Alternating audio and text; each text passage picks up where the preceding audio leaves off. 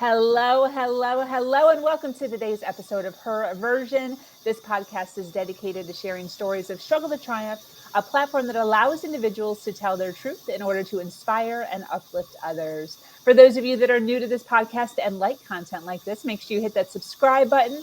Make sure you follow, like, and share. I am your host, Sabrina Victoria. Let's jump right in.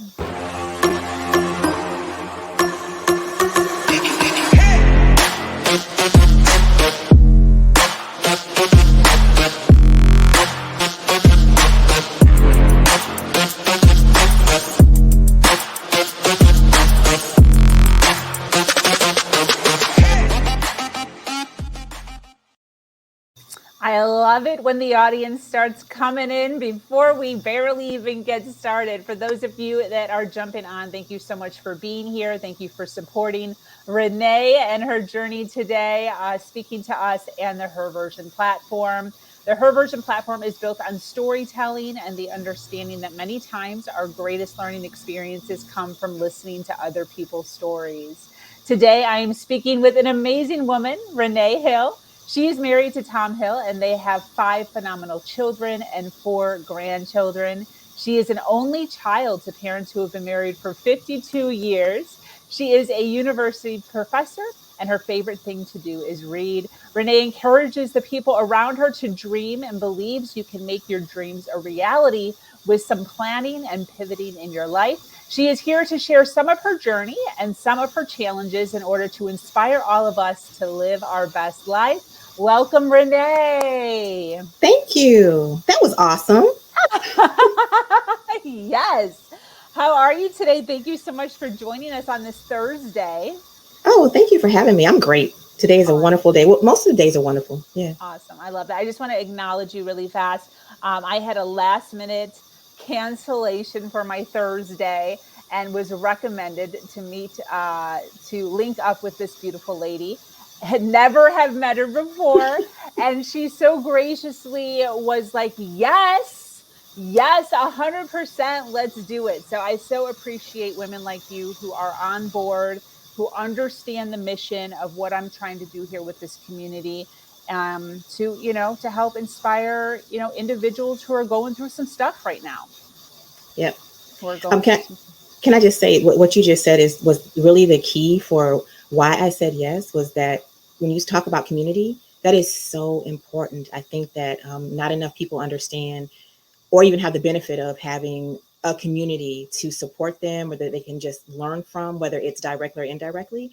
And I think even especially with COVID times, we really have lost a sense of community in some ways because we had to be so isolated. So I am blown away by what you're doing with the mission that you're on. So, yeah. Thank you. I appreciate that. Thank you for saying that. So I would love to kind of jump in and give the floor to you for a few minutes for you to be able to just kind of share a little bit about your background and, your upbringing and where you are now. And then we'll kind of just jump in from there. Is that cool?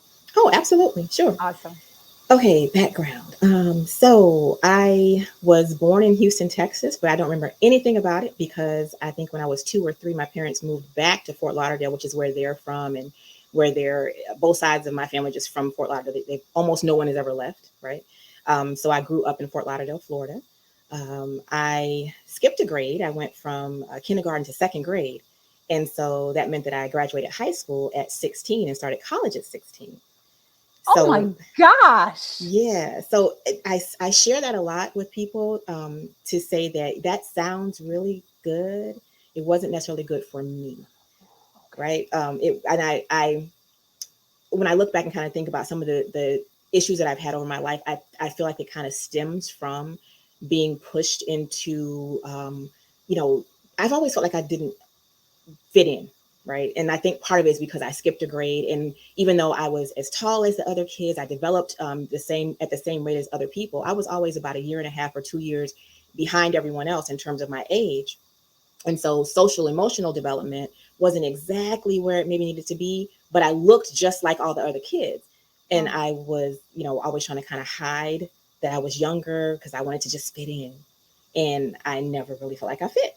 But so 16, college, I love to learn. I've always loved to learn. I think you already mentioned my favorite thing to do is read and learn. So I went to Florida State University. and ended up being a teen mom. I was pregnant at 17 and had my first son when I was 18. Wow. And that was a very interesting situation. Yeah, I can um, imagine. yeah. I had really supportive parents. I'm an only child, so I don't have brothers and sisters, but I have very supportive aunts and uncles and cousins, and they were not going to let me give up. Right, that just Wow. because I was young and unwed and had a child and I was in college, they're like, so you're finishing college, right? So I did have support with that. Wow. The unfortunate part was that my son's father chose not to be part of his life, or he was very intermittently involved and was not very kind to us. So that wasn't a good thing. That was pretty rough. Um, but I persevered. I went on. I got a bachelor's degree, a master's degree, a doctorate. I taught middle school special education. And then I got a master's degree in information studies, library science, and then a PhD in the same thing. And I'm now doing just that. I'm a professor interestingly enough, right now I'm in Florida, but I work for the University of Maryland. I teach online at the University of Maryland. Wow. And What do you teach?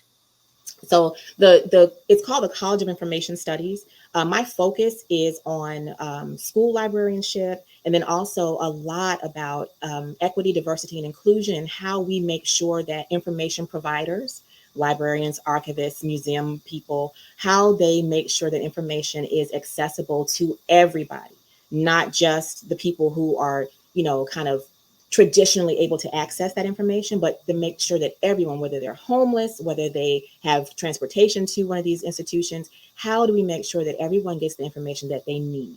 That's something that's really important to me, is inclusion, that people know that they're valued and that we want them around, right? So Yeah, it's so interesting that you're saying that word. I was just speaking to a woman today, um, Lakeisha, I think was her name, mhm. who runs a consulting company.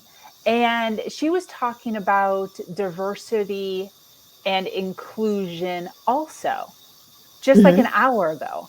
Wow. Can you expand a little bit more for me being so naive as to what that means within the African American culture? Sure. Which part? Like the diversity part, the equity part? What do you? Inclusive. Yes, specific. Good. I'm glad, because you'll hear people say like DEI, diversity, equity, and inclusion, or I specifically and purposely use EDI. I put the equity first because so equity and equality often get mixed up.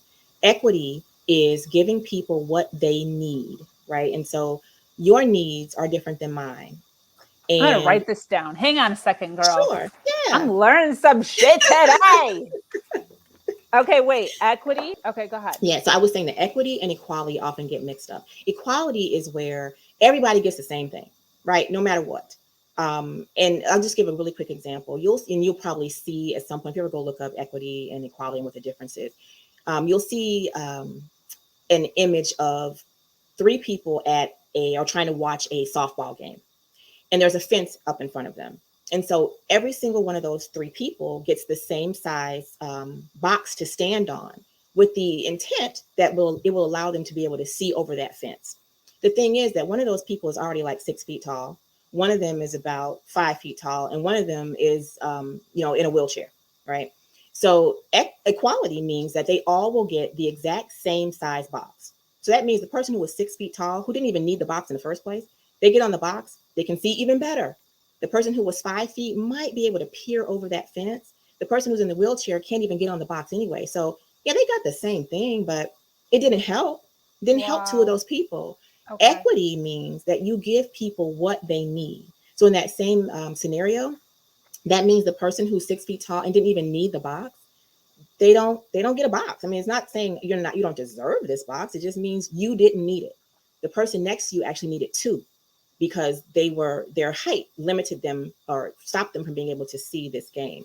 And then the third person would maybe get three boxes and someone to help them get on it because they were on a wheelchair, and they would might not have been able to see over the fence no matter what.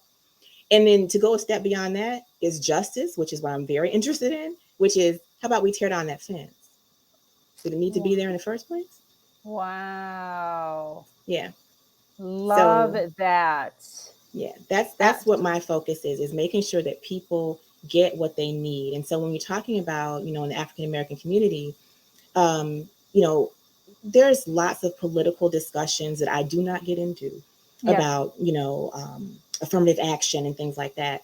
I look at it like, if people need something that you don't need, is it really hurting you to say, yeah, give that person what they need to be able to be successful? I'm going to be successful anyway. So I don't need to have those exact same, um, I don't want to say, I guess I'll say advantages that this other person, this other group might need because I was going to be okay anyway. Yeah. It's not stopping me from being able to be successful. Beautiful. And then what about the word inclusive? Inclusive means making sure that people feel like they actually belong.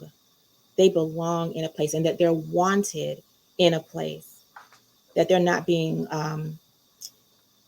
looked at like someone to be observed, to be researched, right? That there's someone who people can find value in what they bring to a conversation or in what they bring to a situation or an organization. Absolutely love that. Totally learned something new today. I appreciate I'm glad. Thank that. you. Yes. I love this stuff. I love it.